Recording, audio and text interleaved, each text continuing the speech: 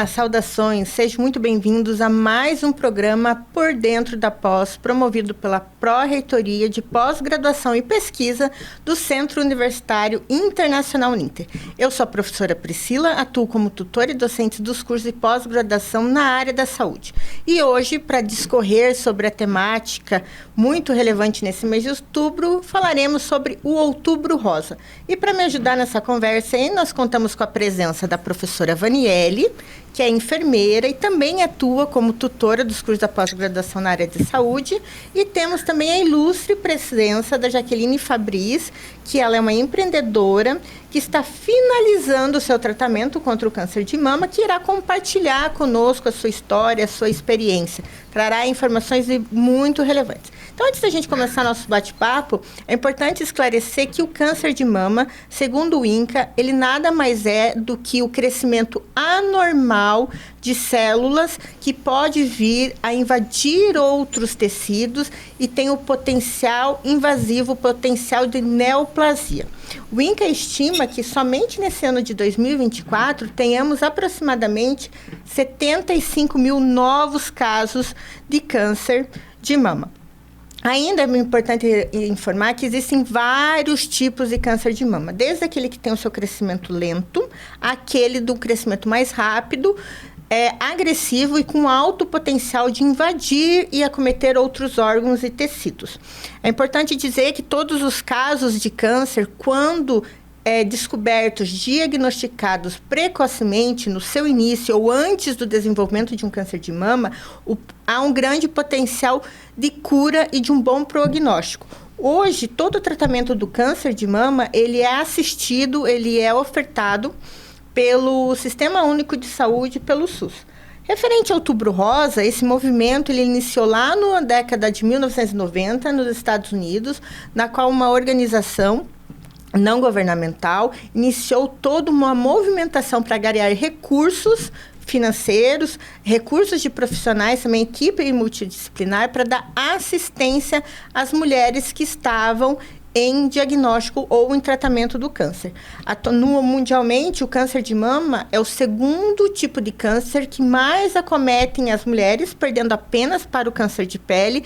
No entanto, é o que tem o maior índice de letalidade.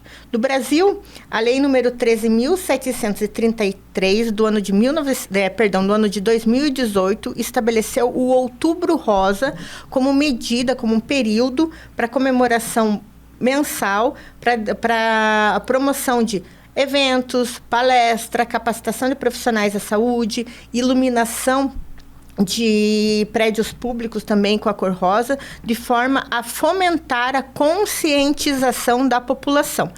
O Outubro Rosa no Brasil, ele não se refere exclusivamente ao câncer de mama, mas ele também contempla o câncer de colo de útero, que é o segundo de maior letalidade também das mulheres e vem crescendo, ou seja, tanto o câncer de mama quanto o câncer de colo de útero, atualmente eles são doenças de interesse de saúde pública, não só no Brasil como mundialmente. Por isso, é celebrado anualmente o Outubro Rosa como medida de conscientização e levar a informação quanto aos sintomas, quais são os eventos de risco, quais são os lugares que as mulheres, têm que procurar no caso de qualquer um dos sintomas que sejam manifestados e também conscientizar referente à necessidade, à importância do diagnóstico precoce. Atualmente, no ano de 2024, o Ministério da Saúde, em parceria com o INCA, estimulou o Outubro Rosa como Mulher, Seu Corpo, Sua Vida, de forma a conscientizar que a mulher é seu ator principal no que diz respeito ao conhecimento do seu corpo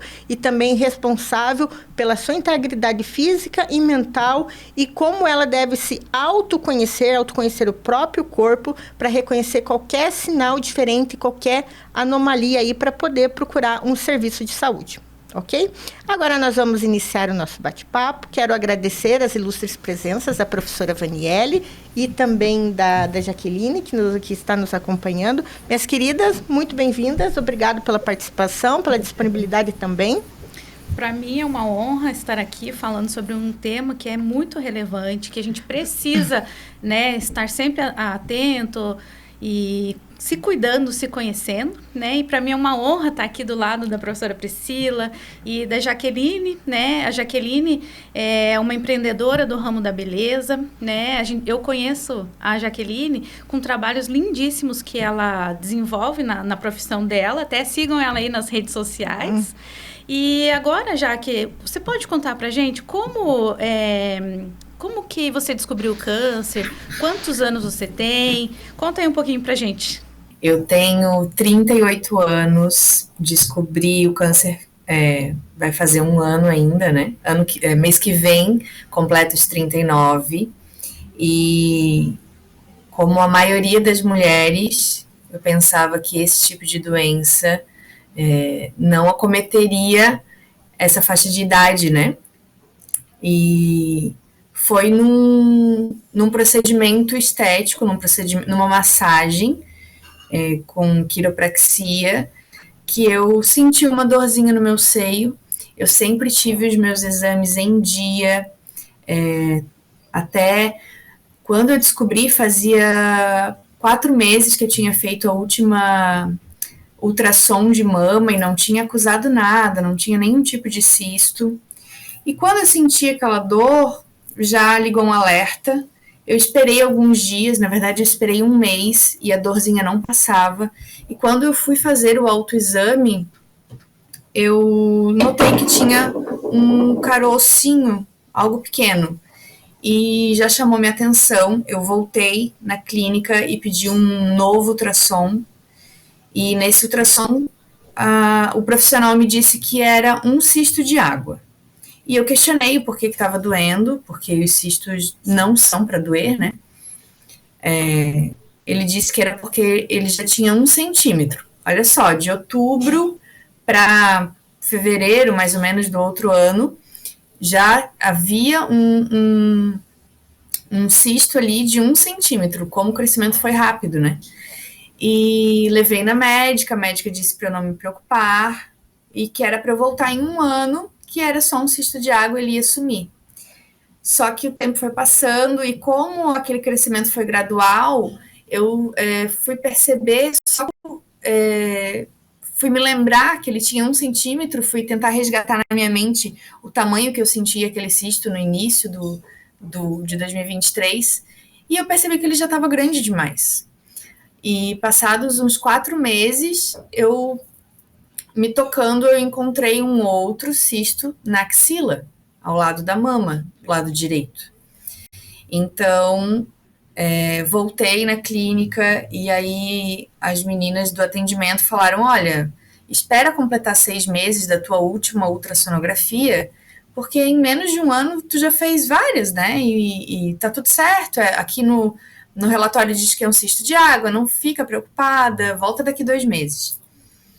E quando eu voltei, aquele cisto já estava grande e eu recebi a notícia que já não era, na verdade, mais um cisto. Se tratava de um nódulo e de um câncer. Então, fui procurar mastologista, fiz biópsia, o laudo histoquímico também é feito para descobrir qual é o tipo de célula que tem ali, para saber qual tratamento realizar, né? E, na verdade, eu estava com, além da mama comprometida, com aquele nódulo que foi o primeiro, também com o linfonodo comprometido, que era o que chamava mais a nossa atenção por ser mais preocupante, né? Porque o linfonodo poderia ali dar uma metástase se não agisse rápido. De fevereiro, março de 2023 até 1º de dezembro, quando eu peguei o diagnóstico, esse cisto teve um crescimento muito rápido, de 1 centímetro ele foi para 5,5 centímetros. Eu fui acometida pelo câncer triplo negativo, maligno e agressivo, tanto no nódulo do seio quanto no linfonodo. Então, agora aproveitando, né, falando um pouquinho, então, sobre os sintomas, né? A mulher, ela tem que se conhecer, né? A gente estimula a mulher se tocar, se conhecer. Na hora do banho, é rapidinho, né? Faz ali um toque diário, né? Porque se conhecendo, você vai saber se tem alguma coisa de diferente, alguma coisa que te acende uma luz e fala, opa, tá diferente, eu tenho que procurar uma assistência médica, né? De repente, você sente um caroço na mama, né? Ou, de repente, algumas mulheres não sentem muitas diferenças, né? Então, por isso que você tem que sempre estar antenado. Ou, por exemplo, a mama, ela pode mudar o tamanho, o formato, né? Ficar um pouco mais dolorosa na tua própria palpação. Podem ocorrer ali vermelhidão na mama, ou a pele ao redor fica ressecada, fica muito sensível. Ou também ficar atenta a qualquer secreção que saia aqui pelo ducto mamário. Então, já são sinais de alerta para a gente poder sempre estar buscando auxílio e o recurso médico. Porque é muito importante, os primeiros sintomas, as primeiras anormalidades, a busca já para um serviço de saúde, para que inicie-se a investigação e para que, em hipótese de um câncer confirmado, inicie-se o mais rápido possível o tratamento, de forma a ampliar-se o poder curativo, né? Voltando para a nossa convidada, para a Jaqueline. Jaqueline, como foi o momento do diagnóstico para você? Quais foram suas primeiras reações, o sentimento de receber a notícia do câncer? Bom, eu digo que é a notícia mais aterrorizante que eu recebi na minha vida, porque apesar da gente ouvir que muitos casos, né, de câncer de mama ou até de câncer que acomete tantas mulheres, a gente sempre acha que nunca vai acontecer com a gente. Sempre me cuidei, não fumava, não bebia, tentava cuidar da alimentação, mas pode acontecer com qualquer pessoa, infelizmente, devido a um monte de outros itens, outros quesitos, né? Não é só pelo cuidar da nossa saúde. Hoje eu tenho conhecimento que só de 5 a 10% do câncer que acomete as mulheres são genético. O restante é a nossa vida, né? O jeito que a gente leva a nossa vida, são traumas, são questão emocional.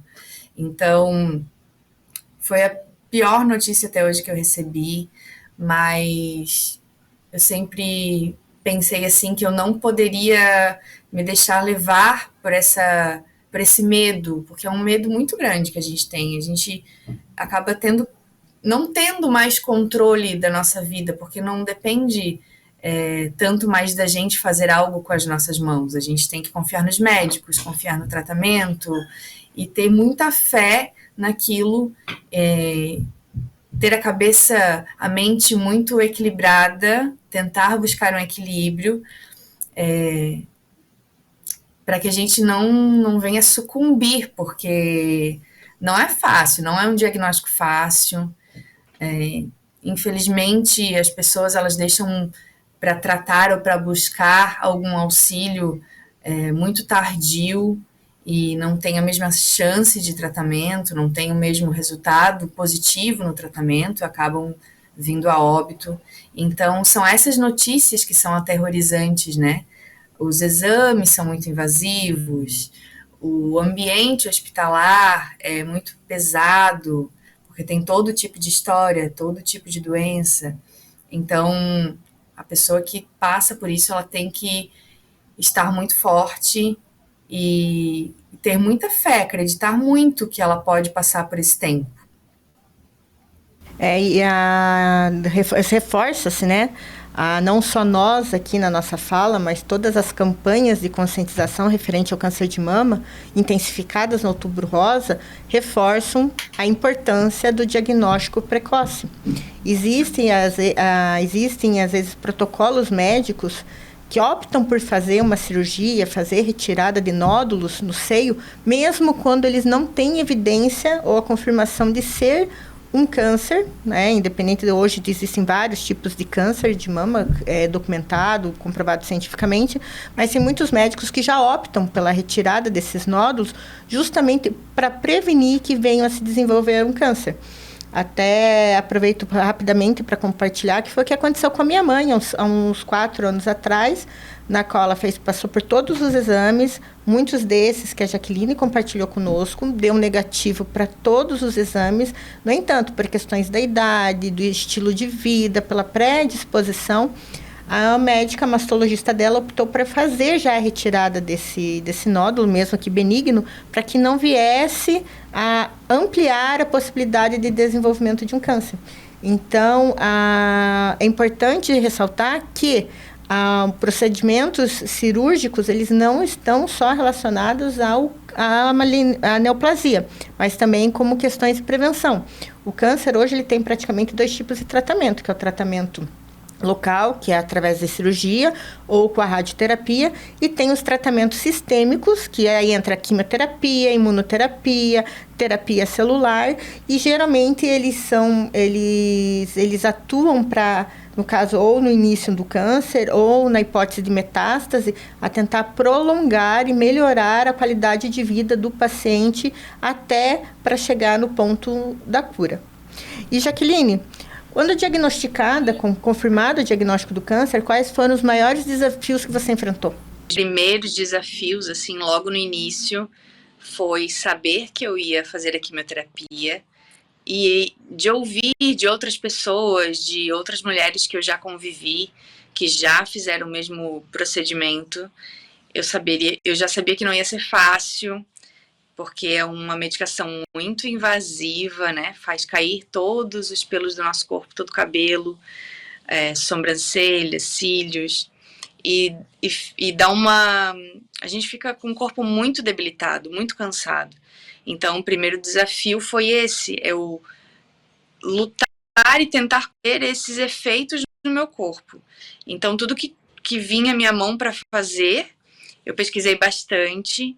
Então, eu mudei muito a minha alimentação. Eu achava que eu me alimentava bem até eu enfrentar isso.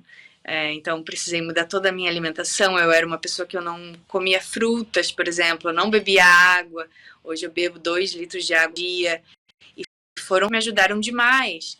Exercício é muito importante. Então, o primeiro desafio foi ver o meu corpo ir ficando debilitado. É muito difícil, porque a minha mente é muito acelerada, eu sempre fazia as coisas sempre correndo e dava conta de fazer tudo.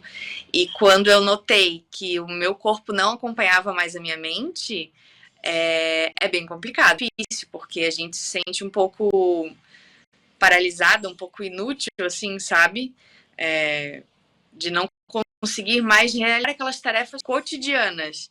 Então, e tomar um banho já era um pouco mais difícil, porque dava tontura e acabava sendo mais demorado, porque o corpo pedia esse movimento agora mais lento, era mais lento para eu falar. Teve dias que ou eu conversava ou eu respirava, então eu falava muito devagar, muito pausadamente.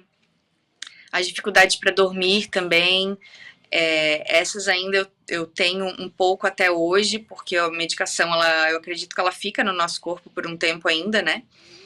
E eu entrei num período, não sei o que se chama, mas é como se eu estivesse em menopausa. Então eu sinto todo aqueles fogachos que falam, né? Todo o calorão da menopausa. Eu não tenho ainda, não sei se vai voltar como antes ou se eu já entro em menopausa. Leva um tempo pra gente descobrir. Então essas são as dificuldades do tratamento logo no início, físicas, né? E o emocional, que é todos os dias uma batalha na mente para tentar resgatar uma que a gente precisa, porque a nossa mente ela tem que estar muito blindada para a gente conseguir passar por todas essas situações bem, feliz, alegre. E eu vejo, agora olhando para trás, eu vejo que eu passei dessa forma. Eu passei feliz. Eu não posso dizer que meu tratamento foi horrível. Na verdade, foi uma descoberta todo dia. Muitas coisas eu não queria passar, mas eu consegui passar.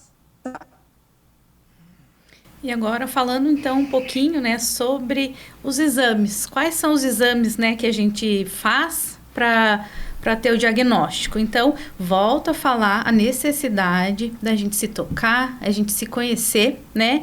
Rapidinho, vocês conseguem orientar o médico, de repente, para fazer uma solicitação de exame, né? Porque a sociedade médica, ela estipula que a gente precisa fazer exames, mamografia, por exemplo, a partir dos 40 anos. Mas se você se conhece, você sente alguma coisa de diferente, você já pode procurar o recurso e começar adiantando aí com os exames, né? Então, o primeiro exame que eu falo é o autoexame. Depois a gente tem a mamografia, que é o exame mais conhecido, né? Ali é possível reconhecer nódulos até bem pequenos, né? Dentro da classificação, né? Para o médico entender qual tipo que tem ali de nódulo, existe uma classificação chamada BIRADS. Então, é uma classe que vai do 0 ao 6. E essa classificação do 0 até o 3 são lesões benignas. De repente tem algum nódulo achado ali, mas até a classificação 3 ela é benigna. A classificação 4 já é tenho que me cuidar. E já acende uma luz ali e você tem que investigar. Normalmente o médico já pede ali uma punção, né, onde é retirado ali um pedacinho do fragmento para ser investigado, né? Posterior a isso, a gente tem a fase 5 e a fase 6, né? O BIRADS 5 e 6, ele já tem um indício de alta probabilidade dessa lesão ser cancerígena, né? Então, a gente já começa com outro tipo de tratamento. Também existe a ressonância magnética, que é um exame que também vai direcionar ali qual a forma de tratamento, qual o tamanho certinho do nódulo, né? Para estar depois fazendo as intervenções. E posteriormente, né, faz uma biópsia também para determinar se né, uma lesão maligna, uma lesão benigna em alguns casos, para determinar ali qual a linha de tratamento que o médico vai decidir. Uhum. Reforçando que o Outubro Rosa, no Brasil, ele contempla também o câncer de colo de útero. E além dos exames que são direcionados para o câncer de mama, nós temos uma série de exames também que são necessários para fazer a identificação do câncer de colo de útero. Por isso, é importante ressaltar a necessidade da mulher iniciar a sua vida sexual, a consulta regular ao ginecologista para fazer o exame. Um dos mais usados é o Papa Nicolau, para identificar se há algum indício de neoplasia no colo de útero. Aí cabe ao médico, referente a qualquer normalidade, qualquer alteração, identificar e requerer outros exames que vão desde uma ecografia, pode ser também uma tomografia ou até uma ressonância, entra a questão da biópsia e também pode evoluir num procedimento cirúrgico para fazer qualquer retirada de lesão que possa vir a desenvolver um câncer de colo de útero, né? Seguindo com a Jaqueline, todo esse teu processo da descoberta do câncer, teve algo que te surpreendeu positivamente? Quanto a mim, eu vi em mim que eu desenvolvi uma força e uma coragem muito grande. Porque ninguém imagina passar por esse tipo de... Eu não tenho casos na família, eu não tenho indicativos, o meu painel genético deu negativo. Então, era algo que eu jamais imaginei. Eu acredito que quando a gente decide lutar, decide se curar mesmo, né? Enfrenta as coisas que vêm, a gente descobre uma muito nossa. E eu também não imaginava o quanto tanto a rede, tanto o SUS, quanto outras clínicas que eu passei, como eu fui bem cuidada, como tem um olhar muito carinhoso com as mulheres que passam por esse tratamento, sabe? Eu imaginava, de repente, pelo jeito que eu via, que eu conhecia mulheres que passaram pelo câncer, bem tratadas, que não se olhava tanto para a mulher. E hoje, como eu estou nesse meio, eu vejo como iniciativas, como tem ONGs, empresas que apoiam, que doam, que ajudam, que fazem promoções para cuidar da saúde da mulher. Então, hoje eu vejo em muitos lugares, eu fico muito feliz por isso, porque precisa disseminar mesmo, precisa espalhar esse conhecimento. Nesse tempo de tratamento, eu ouvi muitos casos, muitas mulheres que não faziam os exames, tinham medo, porque medo de descobrir algo, ou porque não vai acontecer com elas. E como vocês, né, têm reforçado, prevenir, se conhecer e com pequenas ações em casa mesmo, se tocando, se conhecendo, pode prevenir males, né? Pode pegar a doença bem logo no início e evitar um tratamento mais longo, evitar mais dores, mais sofrimento. Aí é importante o que a Jaqueline nos trouxe, que foi ela, com essa vivência dela da luta contra o câncer, o que ela observou que são assim, que não é apenas o SUS que está ali para dar assistência, para dar apoio para as mulheres que são acometidas pela doença. Então, o Outubro Rosa é isso, o Outubro Rosa é fomentar práticas não só do SUS, em fazer folders, campanhas de conscientização, intensificar o atendimento às mulheres, intensificar a oferta de exames, não só também da educação, de vir trazer a informação, seja técnica, seja científica, ou seja de experiência de pessoas, mas Outubro Rosa é que toda e qualquer pessoa física ou jurídica pode atuar na promoção, na divulgação da informação e também ao apoio às mulheres que estão aí enfrentando a doença. Nós vamos agora para um breve intervalo, logo nós voltamos com mais o assunto do Por Dentro da Pós com Outubro Rosa.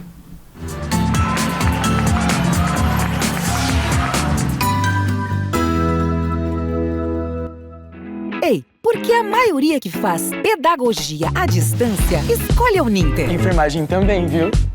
E também administração, educação física. Não vai dar pra falar todos. Será que é porque na Uninter dá pra estudar em casa e também fazer atividades práticas nos laboratórios dos polos? Ou é porque o diploma da Uninter é respeitado de verdade pelo mercado? Faça Uninter e descubra você mesmo. Inscreva-se já. Uninter.com. Nesse show, você vê o boneco falar. Mas quem realmente controla o que ele diz? Ei, pessoal, vocês sabiam que unicórnios invadiram o país? Pode acreditar, eu vi na internet, então deve ser verdade. Muitas informações que circulam por aí não são reais, e sim manipuladas para dar essa impressão. Não seja controlado pela desinformação. Pense por si mesmo, verifique sempre e só depois repasse. Mas não fui eu que falei, me disseram e eu só repeti, ué. Seja crítico com as informações que você consome. Será que elas são realmente confiáveis? Para formar sua opinião, pesquise, busque por dados reais e não acredite em tudo o que dizem por aí. Não se deixe manipular. Seja dono da sua própria voz. Uma campanha do Instituto Palavra Aberta.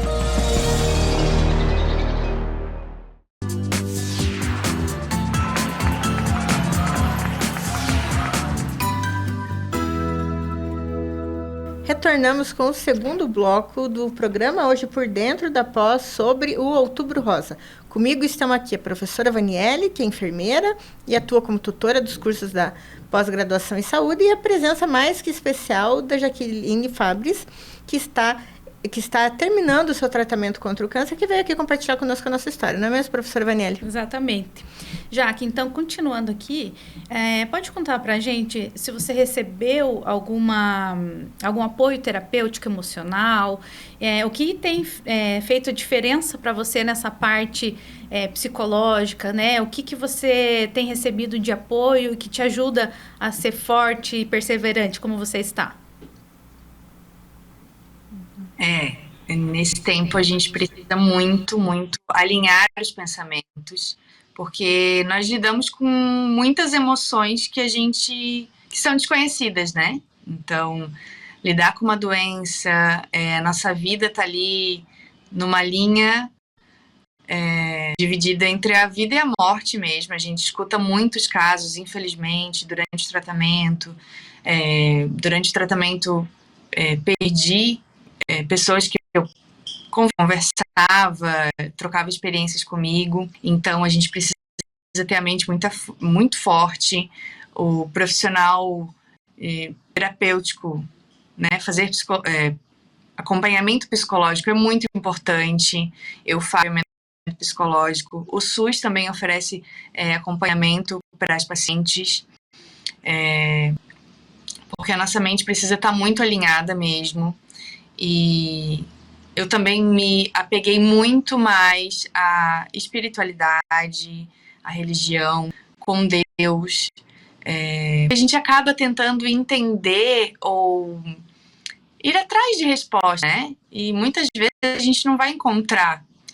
Então, eu acredito que estar espiritualmente aberto faz com que a gente se encha de uma certeza, assim, que algumas coisas têm que acontecer, algumas coisas precisam acontecer para que a gente cresça, para que a gente evolua, e foi o que eu entendi. Não tem uma resposta certa, simplesmente aconteceu, e dessa forma, tentando me entender, tentando voltar para de mim, olhar para dentro de mim, para a essência, e que eu ia me encher de coragem para falar que eu vivi, para ajudar outras pessoas. Então, hoje eu entendo que tudo tem um propósito, que não é fácil, mas se a gente quer viver grandes coisas, avançar, viver novas coisas, a gente precisa entrar no processo que vai fazer doer, vai trazer algum sofrimento, mas no fim de tudo, se a gente persistir, se a gente não desistir, o sal vivo, e a gente se encontra muito forte. Jaque, recentemente nós tivemos uma outra conversa sobre a troca de experiência da Jaqueline. Eu gostaria que você compartilhasse conosco como que foi que você lidou com a questão da aparência, porque infelizmente os tratamentos contra o câncer, eles vêm a modificar a aparência feminina e inclusive algumas questões emocionais muito pesadas das mulheres. Gostaria que você compartilhasse conosco aí como que foi quando você começou a ter essa mudança na sua aparência. Todo mundo que vai para o tratamento quimioterápico, infelizmente, vai sofrer bastante alteração física. Eram algumas coisas que eu tinha bastante receio, medo até, porque eu não me sentia doente durante o tratamento, mas eu sabia que quando eu me olhasse no espelho, eu ia ter um atestado ao vivo, né, e em cores, que eu estava doente. A gente fica muito branca, muito pálida, muito pálida. O maior baque, assim, o maior impacto foi quando começou a cair os cabelos. Logo, iniciei o tratamento pela químio semanal, a químio branca, e logo na terceira químio, eu um dia acordei com um monte de cabelo na minha mão. Mais do que normalmente caía, né? Porque nossos cabelos caem, às vezes é deficiência divina, mas não naquela quantidade. Eu acordei e fui passar a mão no cabelo, assim, só para tirar do rosto, e os cabelos vieram nas minhas mãos. E aí eu falei, nossa, tá acontecendo. Achei que ia demorar mais, né? E guardei só pra mim. Passou uns 3 dias, eu decidi que eu ia cortar pra doar. Só que eu pensei assim, eu vou lavar meu cabelo e vou secar, vou lavar e já saio daqui e vou num cabeleireiro para cortar e doar. Só que não deu tempo. Eu já logo no chuveiro ele começou a cair demais, assim, eu não tinha como, sabe? E nosou meu cabelo inteiro, então eu precisei cortar bem curtinho, em casa mesmo, a minha mãe cortou pra mim. E um dia depois eu raspei. Com o cabelo, eu consegui lidar bem, eu acho. Até no momento em que eu raspei o cabelo, foi um momento bem descontraído, tava minha família, os meus amigos comigo, raspei na frente dele, e eu consegui me gostar de cabelo assim. Tanto que eu não usei peruca, eu usava o lencinho só para quando saía do sol.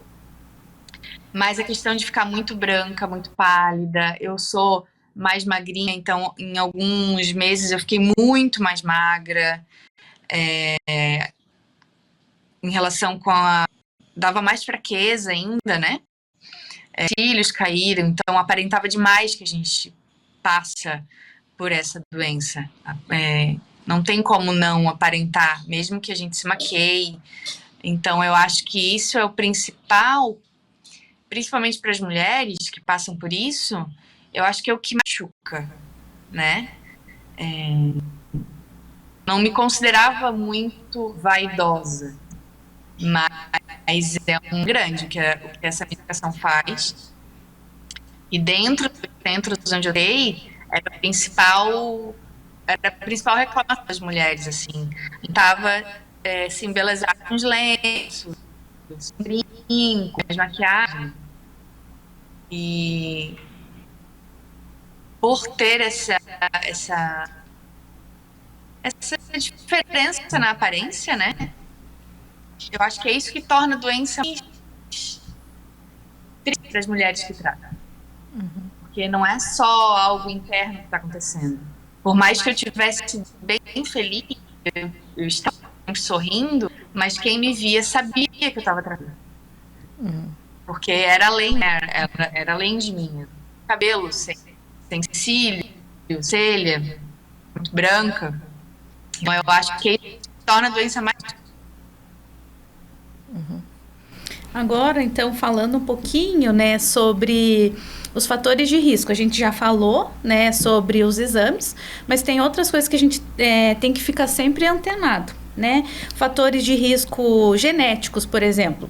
Se a mãe, a irmã, né, uma tia próxima teve, ou, né, tem algum nódulo, isso daí já te acende uma luz para você também se cuidar, investigar, fazer os exames, né, com uma certa mais rotina. As meninas, né, que tiveram menstruação, a menarca, né, de 12 a 15 anos também tem que se cuidar um pouco mais. Ou as mulheres em menopausa tardia, né, após os 55 anos, também tem que se cuidar, tem que se olhar mais, né. Fatores relacionados ao estilo de vida.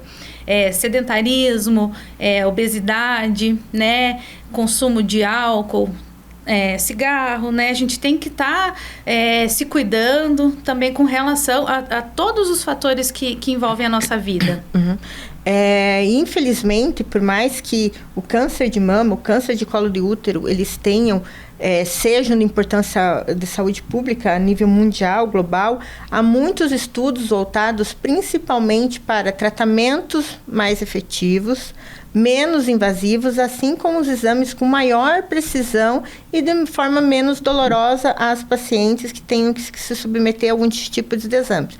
Quando então se fala de formas de prevenção, nós estamos muito relacionados à questão do comportamento.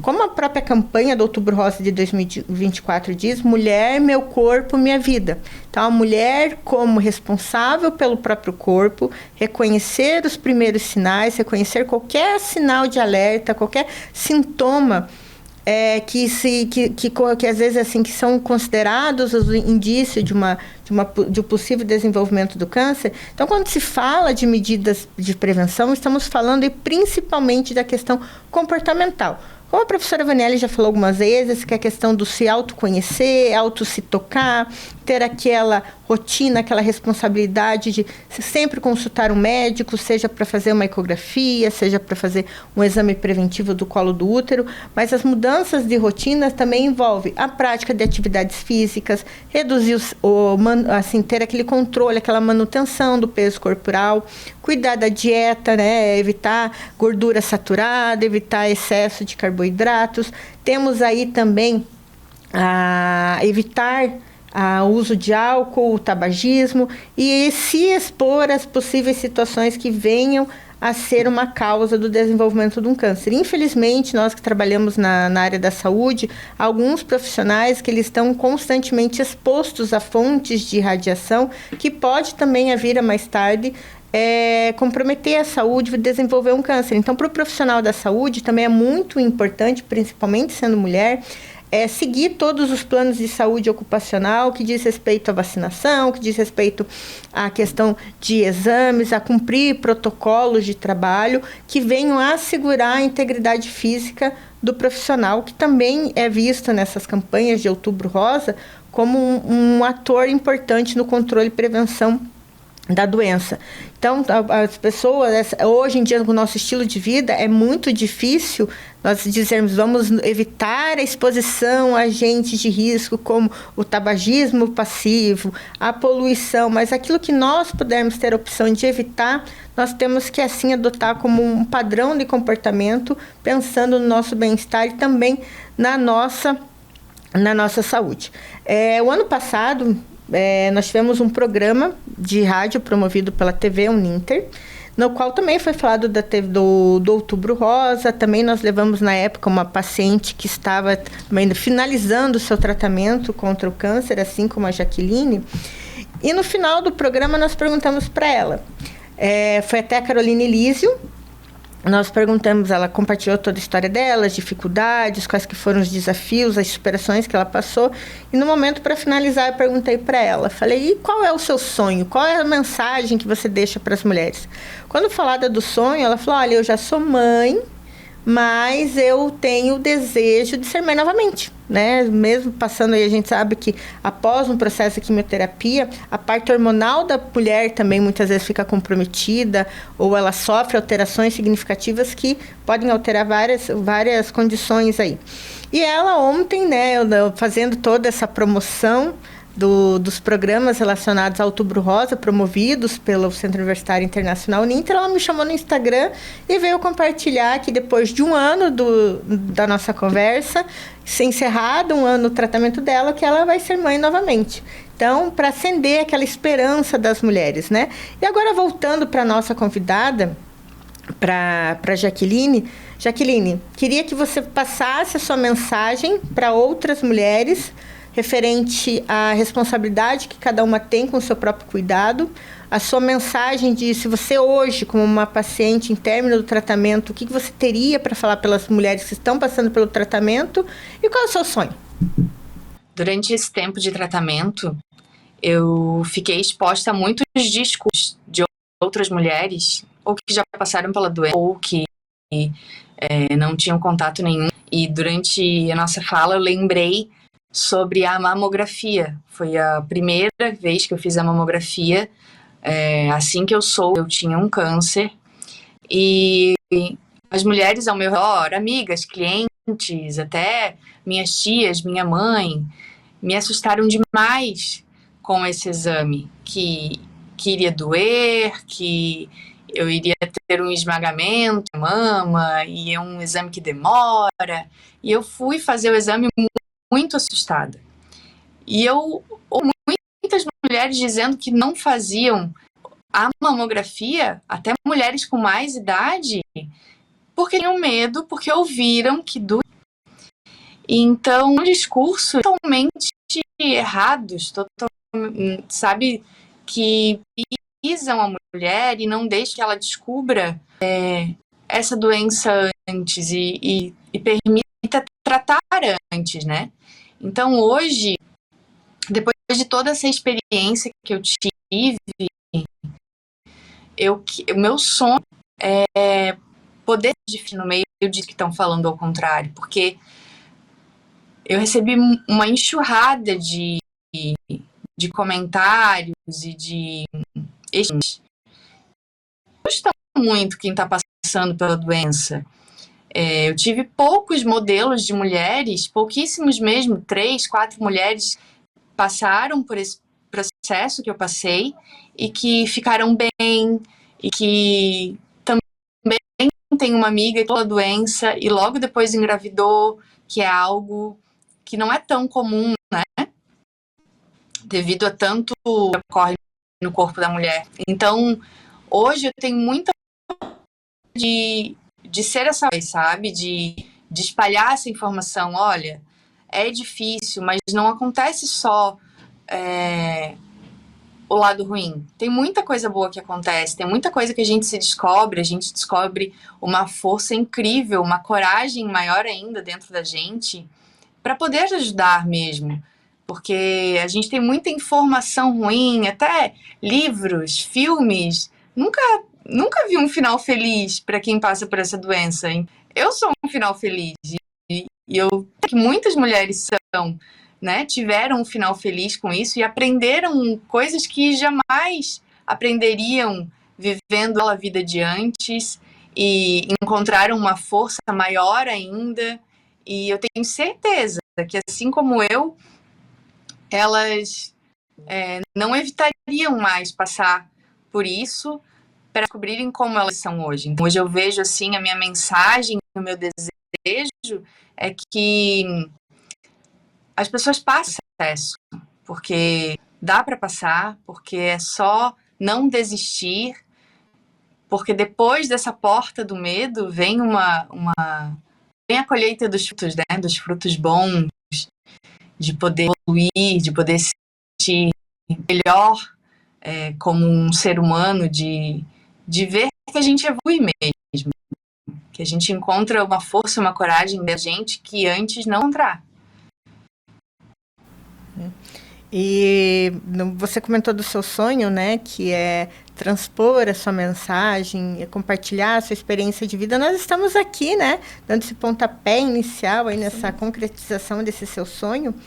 E, assim, infelizmente, nós estamos intensificou-se com a pandemia pela Covid-19, mas numa pandemia de fake news, principalmente o que se refere à saúde, né? Existem muitas na internet, muitas receitas milagrosas que curam doenças e que, infelizmente, não é assim que funciona, né?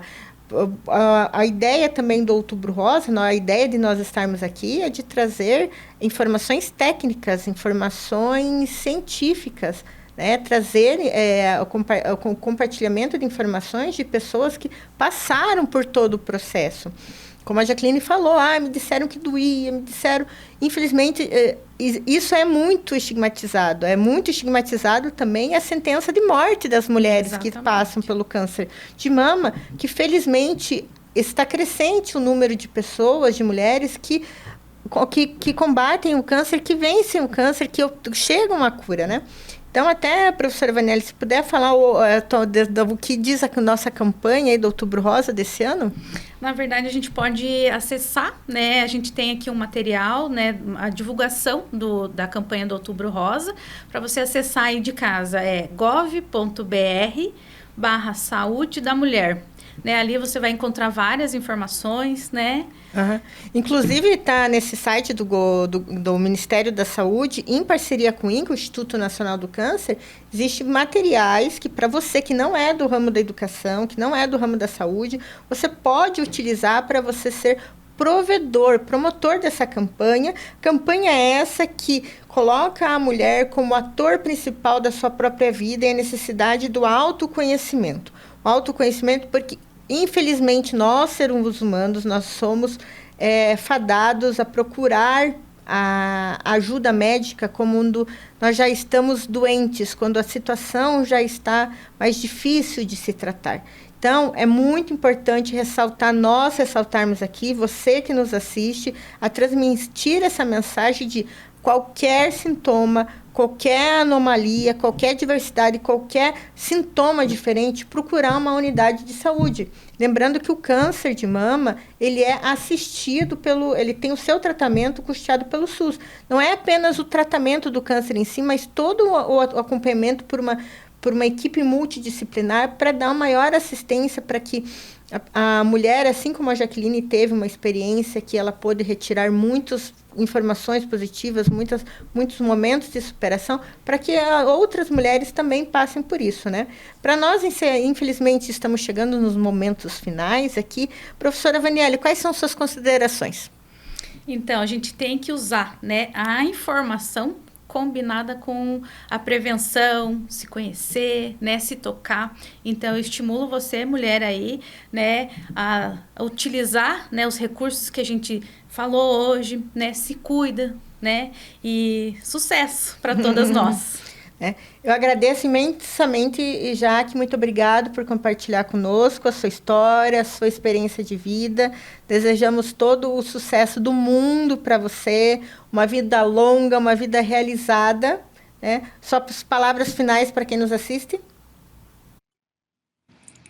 Eu que agradeço a oportunidade de falar com vocês, com tantas mulheres, que esse canal chegue a muitas pessoas e que cada vez mais as pessoas procurem ajuda, se cuidem, comecem a sua prevenção em casa, porque é algo que é simples, mas se a gente não ficar muito atenta, pode se tornar algo maior, pior, né?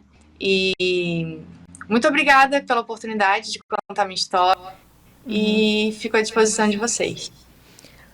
Novamente, meu muito obrigada, Jaqueline, meu muito obrigada, professora Vaniele, meu muito obrigada a você que nos acompanha aí nos nossos programas Por Dentro da Pós, a todas as mulheres que nos assistem, cuidem-se, previnam-se, vão ao médico regularmente, façam todos os exames que nos são requeridos pelos médicos, procure uma rede de apoio, procure por informações que são fidedignas. No site, como a professora Vaniele falou, no Ministério da Saúde, tem lá uma gama de informações, direcionamentos também.